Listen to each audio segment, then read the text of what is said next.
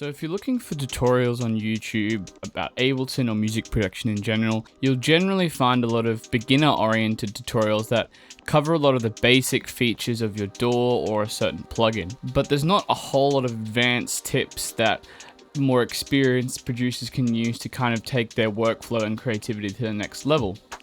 So for you Ableton users, today we're going to be going over 21 unique advanced tips for Ableton. These tips range from audio effects to max for live patches. The tips are all very different, and to find the one that might work best for you, I'd recommend watching the whole video to get the most value. So let's jump into number one. So tip one is to use frequency shifter as a vibrato or pitch shift effect. So I've got this little loop here for this drum and bass track I'm working on. I want to add a bit of pitch wobble to it though, just to add some more texture to it. And one way I can do this is by using the built-in LFO and frequency shifter. So let's set the phase to 0 so it's the same on the left and the right channel. Let's add a little bit of pitch wobble. So you can start to hear that the pitch is starting to vary, and you can set the rate to a locked to the tempo if you would like to do that, or you can have it 3 Hertz. It's up to you. One thing to note, the frequency shifter is in large amounts of modulation. It starts to sound less pitch oriented and starts to have like some weird artifacts. It's because frequency shifter is not actually a pitch shifting plugin. It's working slightly different, but in small amounts you can use it to add a nice little bit of vibrato to your sound. Another thing you can also do is you can automate the fine or the coarse if you want to do more manual shifting. So you can kind of, if you want to do that as well. Speaking of LFOs, one thing is if you've got Suite or you've got Max for Live is you can actually use the LFO device included with Max to modulate certain parameters on any audio effect or plugin that you've got loaded up on a track. So for example, let's modulate something like the Q of this filter here.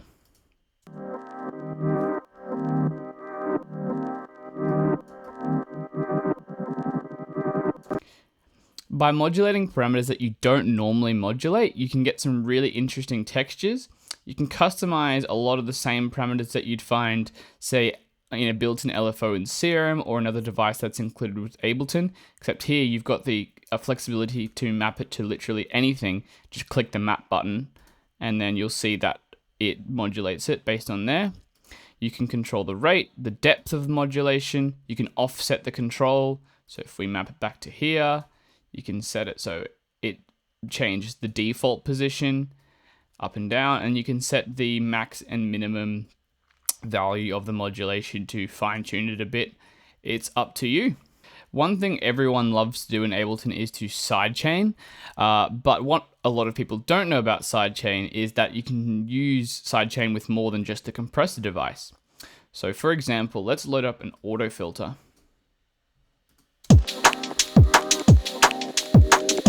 We can set the filter to there or something like that. We can actually choose something as the sidechain input to modulate the filter. Now note that the envelope here is what sets the modulation on the filter's cutoff based on the sidechain input. So you've still got to modulate these parameters to fine tune it, but basically the kick acts as a source to modulate this rather than the original sound itself. So you can get some really cool textures and rhythmic elements in your track by sidechaining different elements to each other. Note that you can also use the corpus device. You can also use the gate device and the glue compressor device and the multi-bed dynamics device. Or they all have sidechain input, so feel free to experiment with all of those plugins in future rather than just the normal compressor. One device that I don't see being used hardly enough is the Resonators device. It's probably because it has a very specific use, but if you know how to use it, it can be really cool for creating harmonically dense sounds. So if we load it up on this sound again,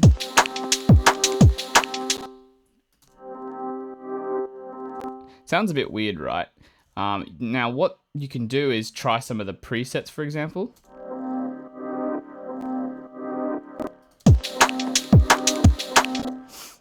It's got a couple of different modes that you can try.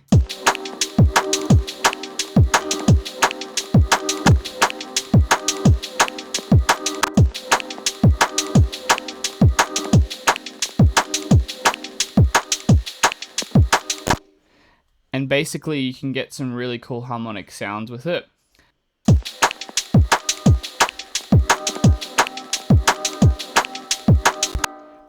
Basically, if you're getting some off-key stuff, you want to set this original resonator here to a pitch that is in tune with the sound or the sample you're using, and then all of these will match relative to this bass pitch here. And then you can control the gain of each of the resonating notes. Basically, it's adding little frequency notches, kind of like this, at very specific key points in the spectrum, and you can get some really cool sounds like that. If you've done some complex sound design or something like that, and it's taking up a lot of CPU, maybe you've done stuff over multiple tracks and you can't be bothered,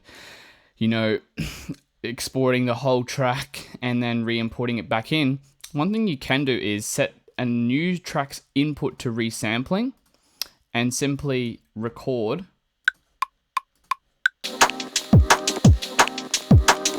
And then you can use this new audio source that's been recorded from the master channel to manipulate it further and do more crazy things, which is super fun. And then you can reuse it in different points in the track, which is super fun if you want to pitch it up. You can do some really fun stuff in that way too. Most people know how to automate in Ableton, but one thing people see when they go to automate is this show modulation thing here, but not many people know how to use it. Essentially what show modulation does is it allows you to modulate on a clip basis rather than on a whole track basis. So that way, if you've got a clip that you loop a lot, you can actually keep specific modulation within the loop. And you can see it actually changes there based on when that loop is being played. So this is a really cool way to kind of integrate modulation of different parameters into the actual clip level rather than the whole track level to, get more creative timbres or sounds or textures into your notes. Sometimes, playing notes on the MIDI keyboard or on the piano roll can get a certain sound, but sometimes you want to accentuate a few notes with a certain, tweak of a parameter like a filter cutoff or something like that, almost like you're playing with a mod wheel, except on this level you can do it with all of the controls, which is really cool. Another cool device that you can actually play around with is the Vocoder. Now, Vocoder's typically used to do like stuff with a voice, but you can actually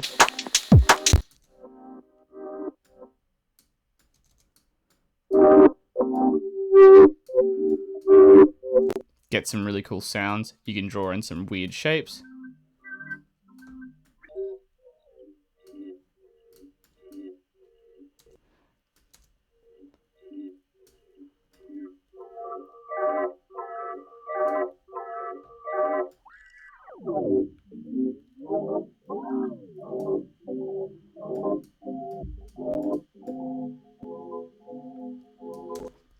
You can get some really weird sounds at the same time, so play around with it and see what you can come up with.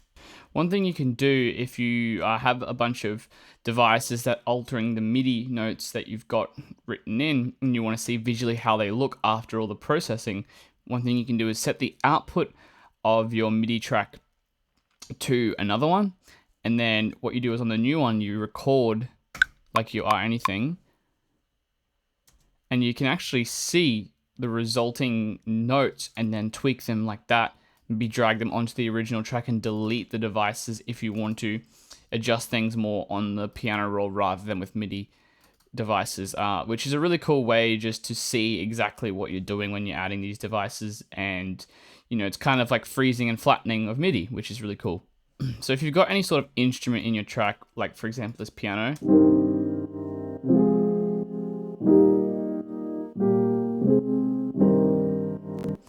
thing you can do is actually see the different racks you've got. And one thing you can do is create a new chain so that you can actually use the MIDI to play multiple different instruments at the same time. So let's load up a second one here.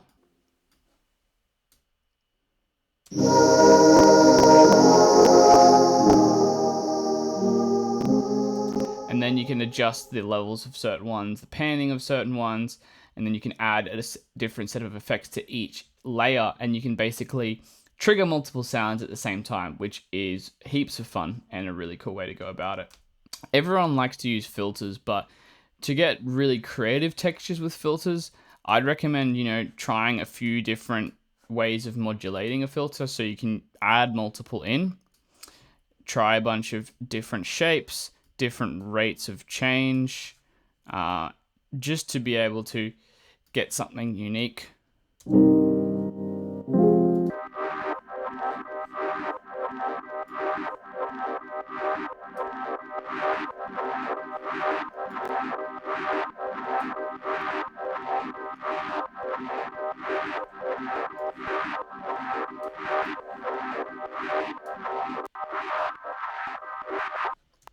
That way you get just not normal sounding filter movement. If you compress sounds heaps, normally it's against the rules, quote unquote, but you can actually get some really interesting artifacts, which you just don't simply get when you don't compress the sound, I guess.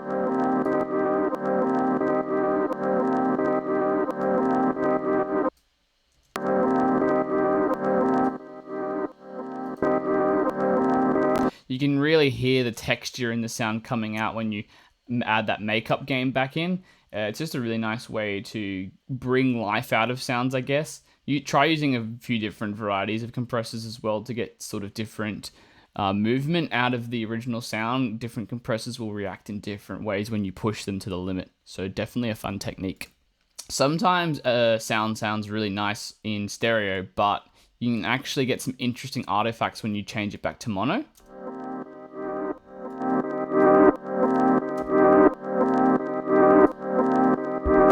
Sometimes it might sound a bit thinner or something like that, but the cancellation of different frequencies can often add a nice texture which wasn't present in the sound before.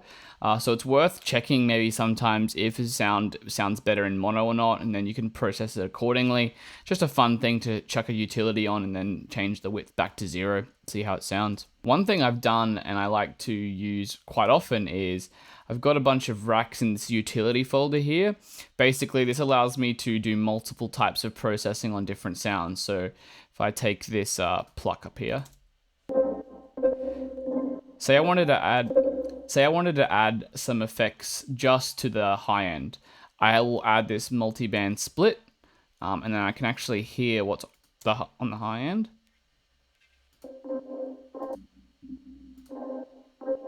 Or on the mid band in this case. I've got some crossovers so I can kind of adjust it a bit better.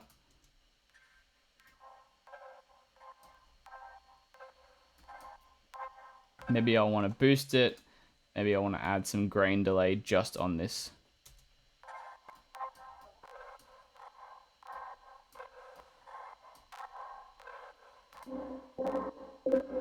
Without messing up the mids and lows, I can add effects just to add interest into the high end. You can also set ones up for A/Bing different versions of effects chains to see which one sounds better. You can also dry wet anything by setting that up. And then there's also left to right, mid side, just different ways of processing sounds. I'll do a later tutorial on how to exactly set all of those, but just know it's a really fun way to process things. Speaking of mid-side, one thing you can do with the EQ8, which most people don't utilize, is actually put it in mid-side mode. That way you can actually EQ the middle channel different to the side channel. You can see the different curves. And, that way it actually helps you get a wider sound because you can take certain things out in the mono and add certain things in the side or vice versa to kind of emphasize different places in the sound without, reducing the overall effect, which is a really cool way. You can do the same with left and right. If you've got different information in the left and right channels, it's a fun way just to add certain creative differences in the stereo field. One thing I've been discovering lately is just looping stuff in simpler. So if you get like a sound, for example, delete all this. Let's actually make it into a sampler for this. And then we can enable the MIDI keyboard.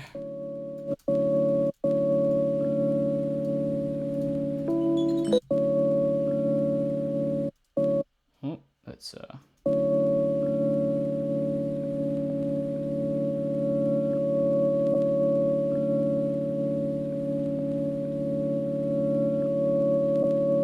you can actually hold down different notes, and instead of using like Serum or a synth to create a pad, you can actually loop a sound and find a very specific moment just so it keeps looping and it doesn't click or anything like that.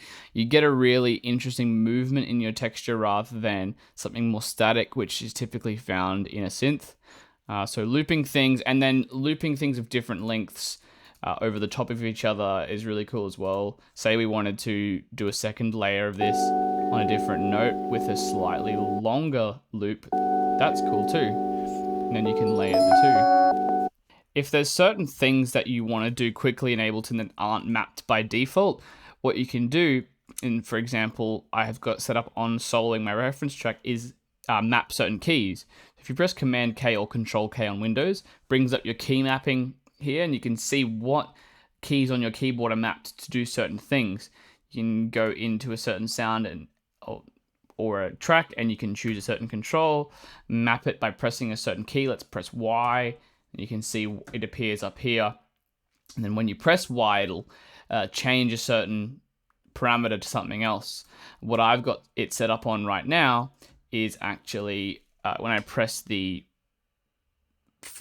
backward slash rather, it actually solos my reference track up here, so I can do that quickly without having to navigate up there every time when I'm wanting to compare what I'm working on to the reference track. There's a more advanced guide to reference tracks that I'll leave together in the description by the guys over at Patches, who made a really good article on that. So if you've been realizing throughout this tutorial, when I create a new track, there's a few subtle differences. I've got it set to -6. The naming is slightly different, and a few other things. It's because I've changed the default audio track, and same thing when I create a MIDI track. So what you do is you customize it exactly the way you want. So you can change the default name to new track. You can set the panning, the solo, the on-off, whatever you want. You can right-click and save as default audio track. That way, when you insert a new one, it's always going to look the way that you've customized it to. You can set it up with its own devices on there. So for example, if you want an EQ on there every time you load up an EQ, every time you load up a new track, it's going to have an EQ on it, and you can set it exactly the way. Maybe you want a low pass every time or a high pass in this case. You can do that. Heaps of fun and really speeds up your workflow. One thing you can do as well in Ableton is use the Options.txt file. Basically, it's a file that you put into your Ableton folder, and you can add in certain commands in there to activate certain hidden features. These are beta testing features. They aren't like official features, so do be careful with them. I'll leave a full link in the description to all of the things you can do with it there, but just know it's a really good way to activate certain features, which is super fun. If you're not happy with the default skins in Ableton, you might look through the themes and see, oh, I'm not happy with them. Once again, you can actually add in certain skins in a certain folder. In the content section, in the app resources section, there's a folder called themes. And then you can drag in downloadable themes from the internet or create your own. I'm not sure how you do that, but you can add in them there. And for example, I've got this dark 2.0 theme, which is slightly different to the default dark one. That way you can play around with a few different colors or looks that might help you customize it to the way that you prefer to work with, which is super good. Second last tip, with tracks, clips, groups, devices, a lot of the time you right click on them, you can actually edit the info text. What that does is you can put in some text here so that when you hover over a certain thing, in the info box down in the bottom left here, it's actually going to show you what you've written there. So if you need to go back and reference something later, you can do that. And once again, you can do that for clips, and also certain devices, edit info text. Just helps you keep note of something maybe you want to play around with or tweak later, but you don't exactly have the time now. Last tip I'm going to mention today is in terms of our reference track. As I mentioned before, I like to solo it just so I can listen to it. But one thing that people don't realize with reference tracks is that you actually, if you've got stuff on the master, by default, all of the tracks go through to the master. What you want to do if you don't want this to happen, you just want to hear the reference track as is without any of the plugins on the master channel affecting it, is you set it directly to external out. Make sure you've selected both channels 1 and 2 so the left and right come through in stereo. That way anything that you've got on this reference channel here will just come straight out to the speakers. So you can compare the mastered version of a track that you're referencing to your master, and then you can actually accurately hear the differences and the similarities in the two tracks, and you can actually better reference what you're listening to. So that's 21 tips for advanced users in Ableton Live. Hopefully that can help speed up your workflow and creativity. If there's any other advanced tips, or if you'd like me to do more stuff like that on the EDMProd channel, let me know. We'll get down to it. Apart from that, guys, remember to subscribe if you want more videos like this. Give this a thumbs up and share it with any producer buddies or friends who might get some value out of this as well. Hope you have a good week, and we'll see you in the next one. This has been Aiden from EDMProd. Peace, guys.